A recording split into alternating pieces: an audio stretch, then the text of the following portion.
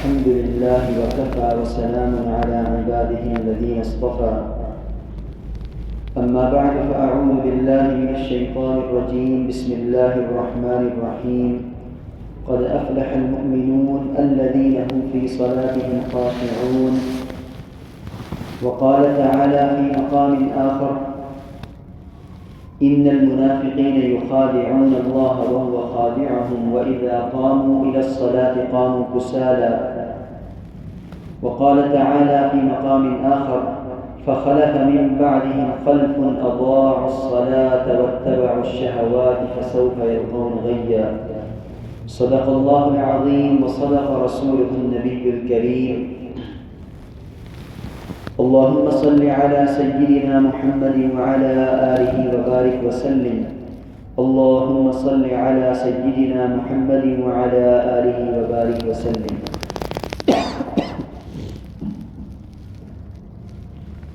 اللہ رب العزت نے اس دنیا میں ہمیں ایک نظام دے کر بھیجا ہے. وہ نظام ہم تک پہنچا ہے نبی اکرم صلی اللہ علیہ وسلم کے ذریعے اور قرآن کی صورت میں.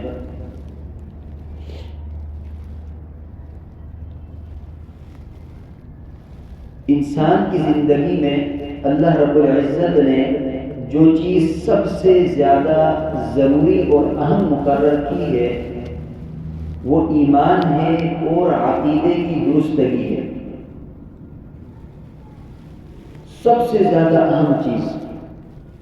اگر کسی شخص کا ایمان نہیں ہے اور عقیدہ درست نہیں ہے اور وہ نمازیں پڑھتا ہے، روزے رکھتا ہے، باقی تمام اعمال کرتا ہے تو ان کی ذرہ برابر بھی حیثیت نہیں ہے. بالکل اسی طرح کہ جس طرح ایک ریل گاڑی میں لاہور کا سفر کرنا ہو، اس کا انجن نہ ہو تو خالی بگیاں، خالی جو ڈبے ہوتے ہیں وہ کبھی سفر نہیں کر سکتے. اور پھر پٹری کا لاہور کی سمت میں جانا بھی ضروری ہے کہ اگر وہ کسی اور طرف جا رہی ہوگی تب بھی یہ انجن اور یہ ڈبے ٹرین کے لیے اپنے مقام پر نہیں پہنچیں گے. اسی طریقے سے نبی اکرم صلی اللہ علیہ وسلم نے جس دین کو ہم تک پہنچایا، جس قرآن کریم کو پہنچایا، اس کے مکمل خلاصے کو جب ہم اپنے سامنے رکھتے ہیں، فقہاء کرام اپنے سامنے رکھتے ہیں تو وہ فرماتے ہیں کہ سب سے زیادہ اہم اور ضروری ایمان ہے اور عقیدے کی درستگی ہے.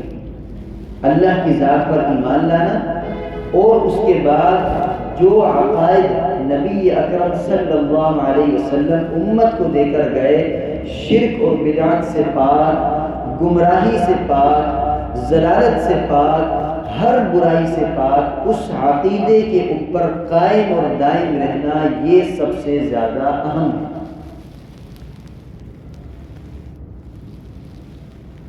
ایمان کے بعد اور عقیدے کی درستگی کے بعد جو اعمال ہیں، نماز ہے، روزہ ہے، حج ہے، جہاد ہے، دعوت و تبلیغ ہے، اخلاق ہے، ان تمام اعمال میں سب سے زیادہ اہم اور ضروری اور سب سے پہلے جس کا سوال ہوگا، جس کے بارے میں پوچھا جائے گا، وہ پھر نماز ہے. آج انشاءاللہ نماز کے متعلق ہی کچھ باتیں قرآن کریم سے پڑھیں گے اور سیکھیں گے. تو سب سے پہلی بات ہم نے یہ سمجھی کہ انسان کے لیے سب سے زیادہ اہم اور ضروری ایمان اور عقیدے کی درستگی ہے.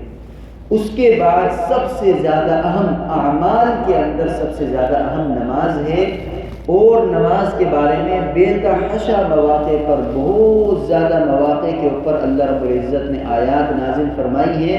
کہیں پر نماز پڑھنے کی فضیلت کے بارے میں، کہیں پر نماز کو درست کرنے کے بارے میں، کہیں پر نماز چھوڑنے کے اوپر جو وعیدیں ہیں ان کے بارے میں. چنانچہ قرآن کریم شروع ہوتا ہے سورہ بقرہ کے اندر ابتدائی آیات کے اندر اللہ رب العزت نے فرمایا: الذین یؤمنون بالغیب ویقیمون الصلاۃ. ایمان کے بعد اللہ رب العزت نے سب سے پہلے نماز کا ذکر فرمایا. الذین یؤمنون بالغیب کہ وہ لوگ جو ایمان لے کر آئے غیب کے اوپر. اللہ رب العزت ہم سے غائب ہے، غیب کا علم.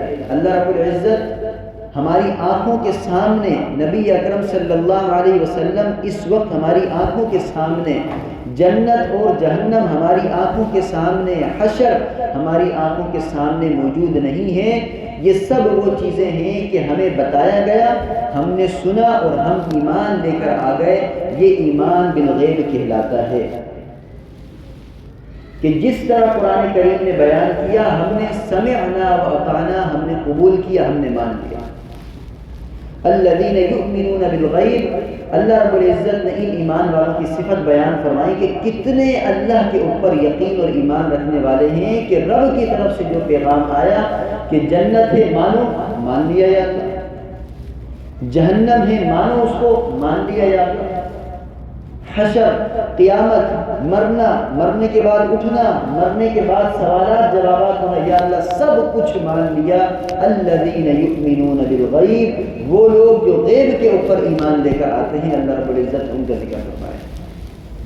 اور ایمان کے بعد میں نے ذکر کیا سب سے اہم نماز ہے، تو اس کے اگلا جملہ جو اللہ رب العزت نے یہاں پر ذکر فرمایا، الذین یؤمنون بالغیب ویقیمون الصلاۃ، اور نماز قائم کرتے ہیں، نماز پڑھتے ہیں نہیں فرمایا.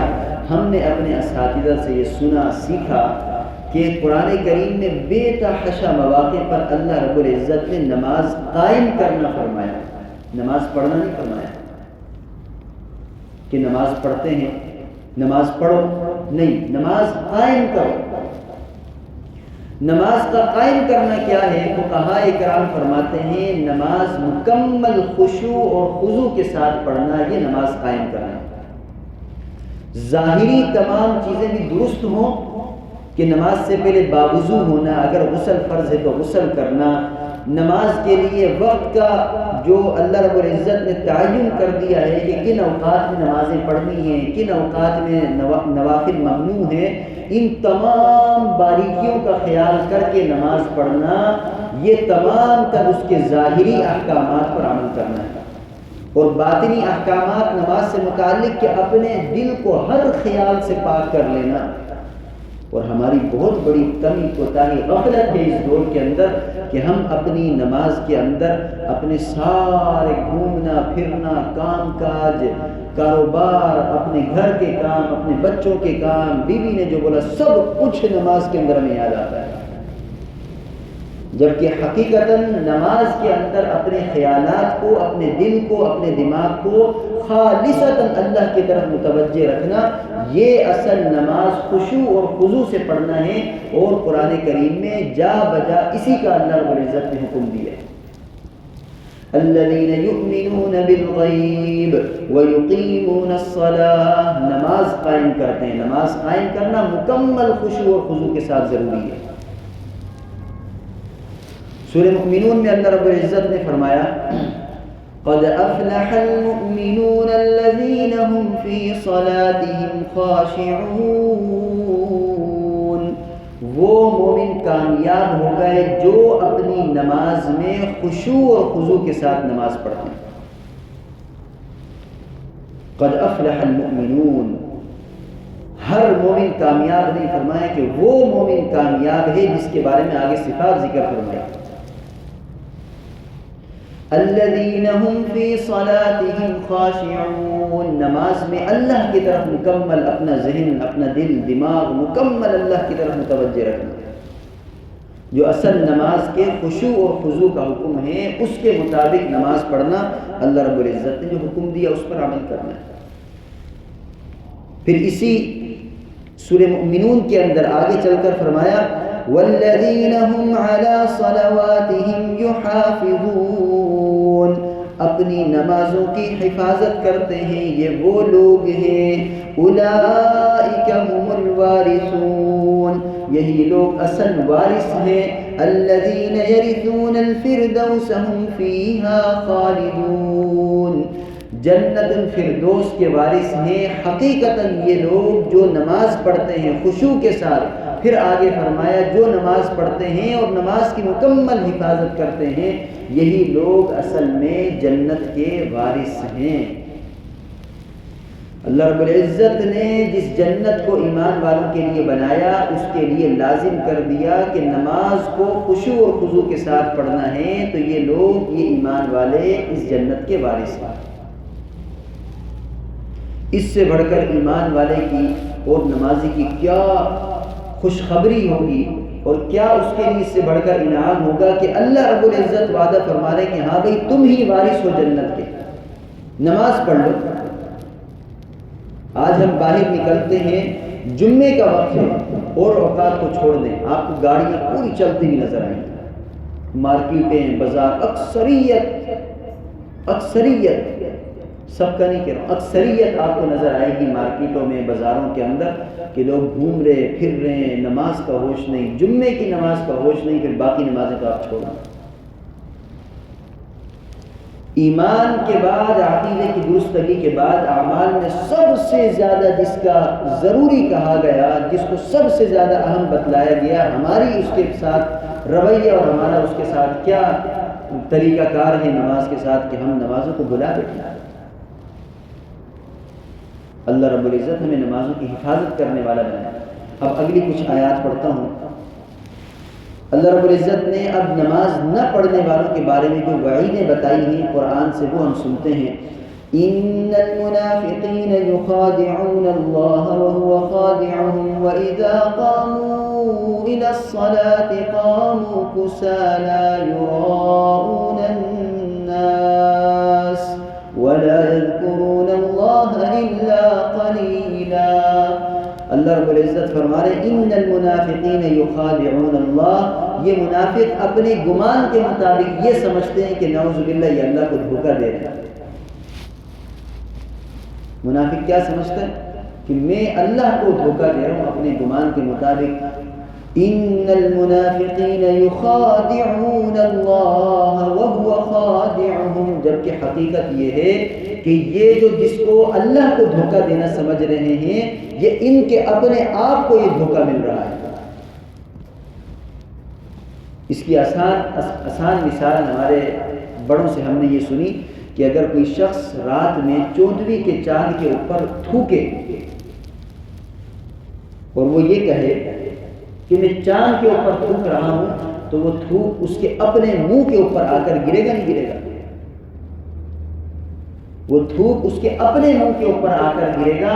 اللہ رب العزت نے فرمایا ان المنافقین یخادعون اللہ وهو خادعهم، یہ منافق اپنے گمان کے مطابق یہ سمجھتے ہیں کہ نعوذ باللہ ہم اللہ کو دھوکہ دے رہے ہیں، ہم لوگوں کے سامنے جائیں گے نماز پڑھ لیں گے، اکیلے میں کوئی نماز کا ہوش نہیں، جب کوئی غیرت دلائے گا تو نماز پڑھ لیں گے، تنہائی میں ہے جب ہمارا اپنا اختیار ہے، میرا اور اللہ کا معاملہ ہے، کوئی نماز نہیں، نماز کیا ہے کچھ معلوم نہیں۔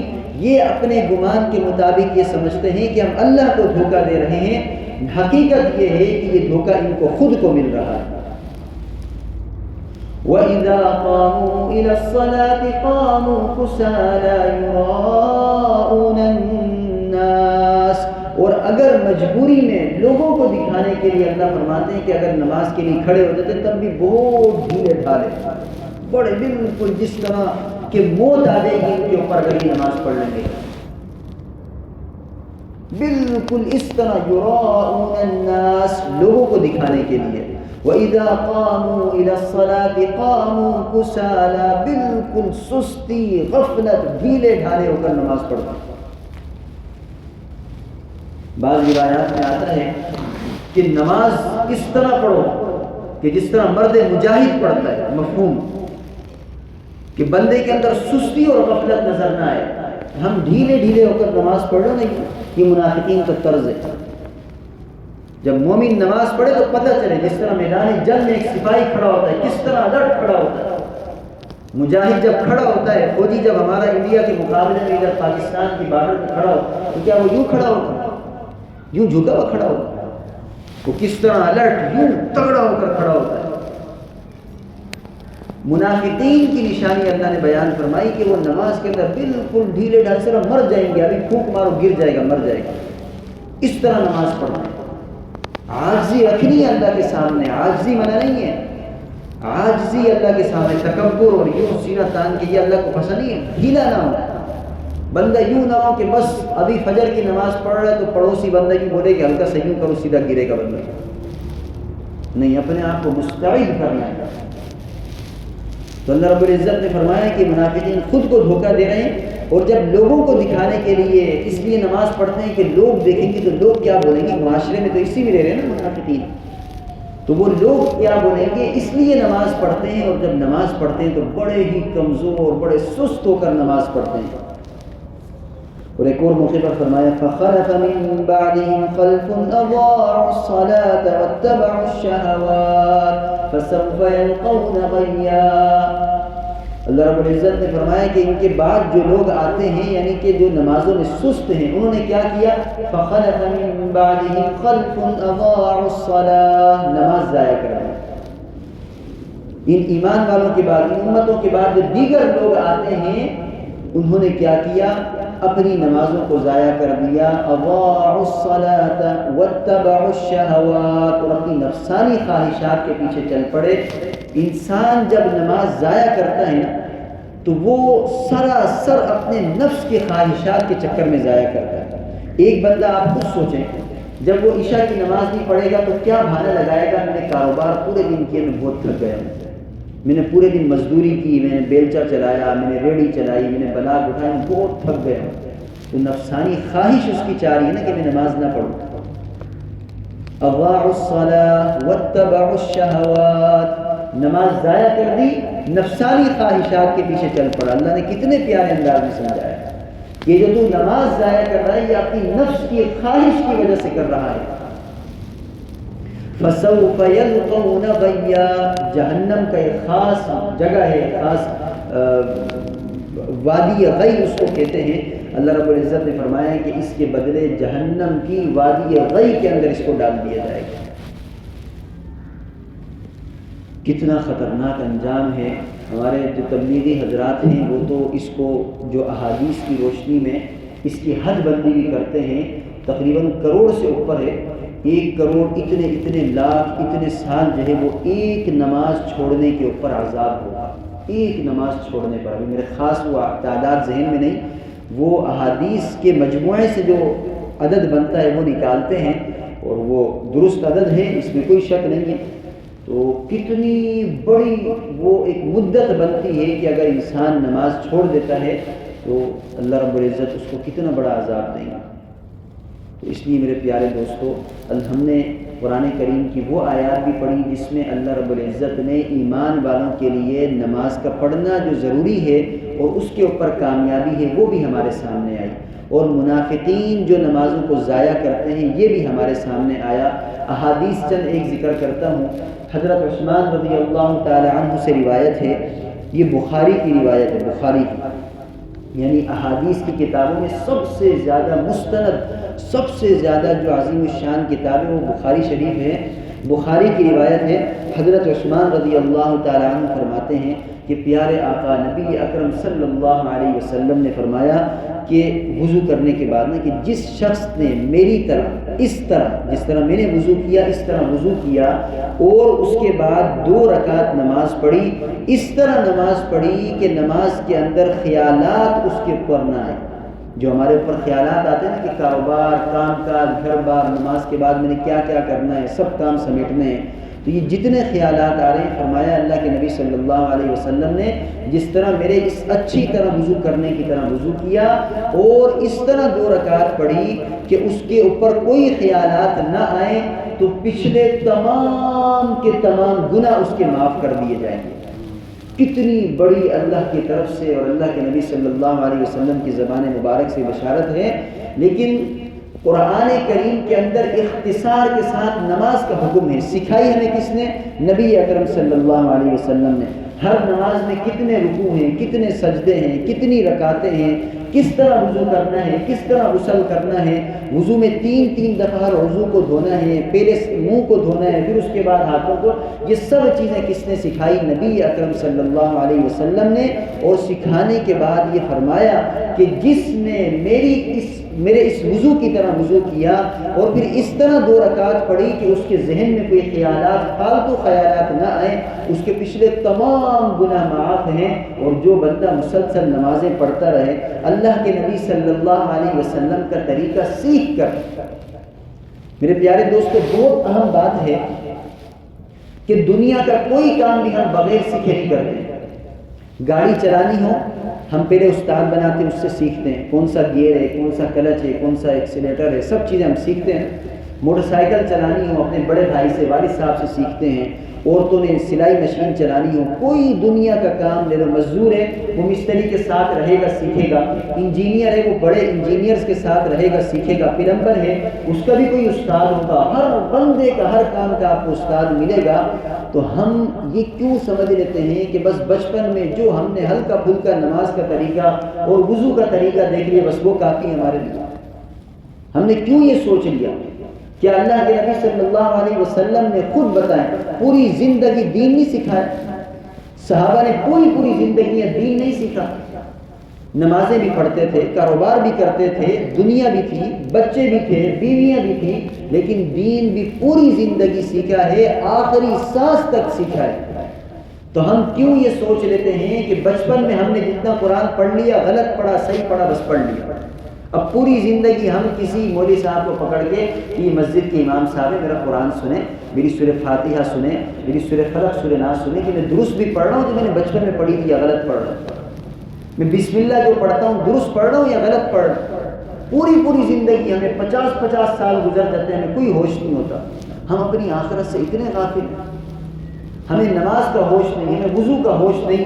یا تو تبلیغ کے سفر میں لازمی نکلیں، تبلیغ کے سفر میں لازمی نکلیں۔ اس دور کی اکثریت علماء کہتی ہے کہ بڑوں کے لیے، بڑے افراد کے لیے بہترین مدرسہ تبلیغ ہے، بہترین مدرسہ ہے، کیونکہ چھوٹے بچوں کو تو آپ نے مدرسے میں داخل کر دیا، وہ وضو کا طریقہ، غسل کا طریقہ، اس کے سنن، اس کے مستحبات، غسل کے فرائض، وضو کے فرائض، نماز کا طریقہ سب کچھ سیکھ لے گا، بڑا کہاں سیکھے؟ اول تو یہ چیز ہی غلط ہے کہ ہمیں شرم آتی ہے نماز اور یہ چیزیں سیکھنے سے کہ ہم مسجد میں جا کے امام صاحب کو بولیں گے ارے حاجی صاحب اتنے بڑے ہو گئے ابھی تک نماز نہیں آتی۔ اول تو ہماری یہ سوچ ہی غلط ہے، ہمیں چاہیے کہ ہم جا کر سیکھیں، لیکن اگر شرم آتی ہے نہیں سیکھ سکتے ہیں تو ہم 3 دن کے لیے تبلیغ میں نکلتے ہیں، تینوں دن ہم نے دین کی ہی بات کرنی ہے، آپس میں نماز کا طریقہ درست کریں گے۔ اللہ گواہ ہے، منبر رسول پر بیٹھ رہا ہوں، میں نے بے شمار، مجھے تعداد یاد نہیں ہے کتنے ساتھیوں نے بتایا ہے کہ ہم تبلیغ میں لگے ہیں، تبلیغ میں لگنے سے پہلے امام صاحب بولتے ہیں اللہ گواہ ہے ہماری نماز، ہمارا وضو، ہمارا غسل کوئی چیز درست نہیں تھی، ہمیں تبلیغ کا یہ فائدہ ہوا ہے، ہم سے کسی اور کو فائدہ ہونا ہو کم سے کم ہمیں یہ فائدہ ہوا ہے کہ ہمارا وضو، ہماری نماز، ہماری سب چیزیں درست ہو گئی، اس سے بڑھ کے اور کیا فائدہ ہوگا؟ تبلیغ میں نکلیں۔ ابھی ماشاءاللہ کراچی کا اجتماع بھی آ رہا ہے، تینوں دن وہاں پر لگا، مسلسل دین کی بات سنیں گے، دین کی چیزیں سیکھیں گے، اور اگر وہاں پر نہیں جا سکتے، کام کاج کا لوڈ ہے، ہر علاقے میں، ہر محلے میں، ہر موڑ کے اوپر مسجد ہے الحمدللہ، اور مسجد کے اندر جو امام صاحب ہیں، مؤذن ہیں یا قاری صاحب ہیں، ان سے آپ جا کر تنہائی میں بولیں کہ میں آپ کو پورا اپنا نماز کا طریقہ، وضو کا طریقہ، غسل کا طریقہ سب کچھ بتانا چاہتا ہوں، دوستی کے انداز میں بولیں۔ وہ اچھا بندہ ہے، وہ راز رکھے گا، وہ نہیں بتائے گا۔ اگر غسل کا طریقہ مجھے نہیں آتا ہوگا، میں امام صاحب کو جا کے بولوں گا تو اس کو کیا پڑھی کہ میرا راز کھولے، وہ میرا راز ہی رکھے گا اور مجھے پورا طریقہ انشاءاللہ سکھائے گا۔ تو انشاءاللہ ہم سب یہ عزم کرتے ہیں کہ ہم نے نماز کا، طہارت کا، وضو، غسل سب طریقے سیکھنے انشاءاللہ، سب یہ عزم کرتے ہیں انشاءاللہ۔ کیونکہ دیکھیں میرے پیارے دوستو، مرنے کے بعد جن چیزوں کے بارے میں سوال ہونا ہے، سب سے پہلا نماز کا سوال ہے، اور نماز اس وقت تک ادا نہیں ہو سکتی، درست نہیں ہو سکتی جب تک کہ ہمیں طہارت کے مکمل طریقے معلوم نہ ہو، ہمیں وضو اور غسل کے مکمل طریقے معلوم نہ ہو کہ کن چیزوں سے وضو ٹوٹتا ہے، کس طرح سے کرنے سے وضو ہوتا ہے، غسل کا طریقہ مکمل معلوم نہ ہو۔ ہمارے استاد محترم تھے، وہ ایک دفعہ لطیفہ انہوں نے سنایا کہ کسی اندرون سندھ کسی ایسے بالکل پسماندہ علاقے کے اندر گئے نا، تو گئے اس علاقے کے اندر جا کر پوچھا لوگوں سے کہ بھئی وضو کا طریقہ، غسل کا طریقہ، ان کا نہیں آتا، تو اس کو کوئی اماں تھی، کوئی بوڑھی تھی، اس کو وضو کروایا نا کہ اس طرح وضو کرتے ہیں، وضو کروا دیا، پھر وہاں سے سفر آگے بڑھا، واپس گئے اور 1 سال کے بعد دوبارہ تشکیل اسی علاقے میں ہوئی۔ تو اماں سے پوچھا اماں وضو کا طریقہ یاد ہے، وضو کرتی ہو؟ بولی ہاں بیٹا تم لوگ کروا کر گئے تھے ابھی تک چل رہا ہے، وضو تم لوگ کروا کر گئے تھے ابھی تک ماشاءاللہ چل رہا ہے۔ یعنی کہ وضو کس وقت ٹوٹتا ہے یہ بھی طریقہ معلوم نہیں۔ تو آپ اس سے اندازہ لگائیں کہ ہم دنیا کے اندر کتنے بڑے سمجھدار ہیں، ہمیں ہر چیز کا طریقہ آتا ہے، ہمیں ہر کچھ آتا ہے، لیکن دین کے بارے میں ہم کتنے غافل ہیں۔ اللہ رب العزت معاف فرمائے۔ مسند امام احمد کی یہ بھی حدیث کی بہت بڑی کتاب ہے، اس کی ایک حدیث سناتا ہوں۔ حضرت عبداللہ بن عمر رضی اللہ تعالی عنہ نبی اکرم صلی اللہ علیہ وسلم سے روایت نقل کرتے ہیں، فرمایا کہ جس شخص نے نماز پر مداومت کی، جس شخص نے ہمیشہ نماز پڑھی ہو، مداومت مطلب ہمیشہ نماز پڑھے، پابندی سے نماز پڑھے، فرمایا کہ جس شخص نے نماز پر ہمیشہ مداومت کی ہو تو قیامت کے دن یہ نماز اس کے لیے نور ہوگا، نور۔ یہ قیامت کے دن نماز اس کے لیے برہان یعنی کہ دلیل ہوگی، اس کی نجات کے لیے بہت بڑی دلیل ہوگی، اور فرمایا اس کی نجات بھی یہی نماز ہوگی۔ 3 چیزیں فرمائی نبی اکرم صلی اللہ علیہ وسلم نے، یہ 3 چیزیں فرمائی۔ جس شخص نے نماز پر مداومت کی، ہمیشہ نماز پڑھتا ہو، 5 وقت کا نمازی ہو، فرمایا یہ نماز اس کے لیے قیامت کے دن، یہ نماز اس کے لیے قیامت کے دن نور ہوگی، نور۔ یہ نماز قیامت کے دن اس کے لیے برہان یعنی کہ دلیل ہوگی، نجات کی دلیل ہوگی، اللہ کے یہاں رضامندی کی دلیل ہوگی، خیر کی دلیل ہوگی۔ تیسرا فرمایا کہ یہ نماز اس کے لیے نجات ہوگی، نجات کروا کر رہے گا۔ اور فرمایا اللہ ہم سب کو اس سے محفوظ فرمائے، فرمایا کہ یہ اس شخص کے لیے ہے جو نماز پر مداومت کرے۔ وہ شخص جو نماز پر مداومت نہ کرے، نماز کی محافظت نہ کرے، نماز کبھی پڑھ لی کبھی چھوڑ دی، بالکل بے پرواہ ہو، فرمایا کہ یہ نماز اس کے لیے نہ نور ہوگی، نہ برہان ہوگی، نہ دلیل ہوگی، نہ نجات ہوگی، بلکہ اس شخص کا حشر، یہ الفاظ حدیث میں ہیں کہ قارون کے ساتھ، فرعون کے ساتھ، حامان کے ساتھ، ابی بن خلف بہت بڑا منافق تھا، ان کے ساتھ اس شخص کا حشر ہوگا۔ اللہ رب العزت ہم سب کو محفوظ رکھے۔ ہم سب یہ چاہتے ہیں نا کہ ہم قیامت کے دن نبی اکرم صلی اللہ علیہ وسلم کی جھنڈے تلے اٹھائے جائیں۔ ہم سب یہ چاہتے ہیں کہ حشر کے سائے کے اندر ہمیں جگہ ملے۔ تو میرے پیارے دوستو، آج سے پکا عہد کریں، ہم نماز سیکھیں گے، ہم طہارت سیکھیں گے اور پڑھیں گے، ہمیشہ پڑھیں گے، موت آ جائے نماز نہیں چھوڑنی ہے۔ کیونکہ اللہ کے نبی صلی اللہ علیہ وسلم نے فرمایا جو شخص نماز کے اندر سستی غفلت کرے، محافظت نہ کرے، فرمایا اللہ کے نبی صادق و امین نے، محمد عربی صلی اللہ علیہ وسلم نے فرمایا اس شخص کا انجام قیامت کے دن یہ ان لوگوں کی صف میں کھڑا ہوگا، فرعون، حامان، قارون، ابی بن خلف، ان کے ساتھ کھڑا ہوگا، ان کے ساتھ حشر ہوگا۔ اللہ رب العزت ہم سب کو محفوظ فرمائے، اور اللہ رب العزت ہم سب کو ایمان کی سلامتی کے ساتھ نماز کے اوپر ہمیشہ ہمیشہ قائم و دائم رہنے والا بنائے۔ وآخر دعوانا ان الحمد للہ رب العالمین۔